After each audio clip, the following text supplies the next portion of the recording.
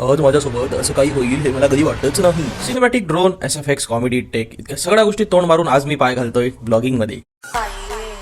व्लॉगिंगच्याच नावानं सही, पण वर्कआउट होईल म्हणून मग सकाळी उठून लवकर प्री वर्कआउटच्या नावाखाली बूट खाल्ला. छान गाणे ऐकत मस्त रस्त्यानं चाललाच होतो तेवढ्यात मला हा एक पक्षी दिसला.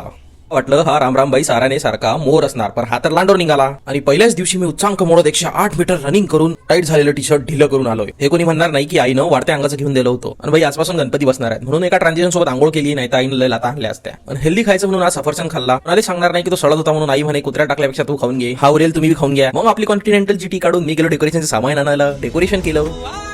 मग आमच्या बाप्पाचं आगमन झालं, आरती झाली आणि माझ्या सगळ्यात आवडतं काम झालं म्हणजे मोदक खायचं. बाप्पाला मी बुद्धी मागितली पण बाप्पानी मला बुंदी दिली, पण मी नो शुगरवर आहे त्यामुळे म्हटलं बाप्पा नको. हे सगळं करून नदी नाले आणि हा हावडा ब्रिज क्रॉस करून मी गेलो गावातील मिरवणूक पाहायला.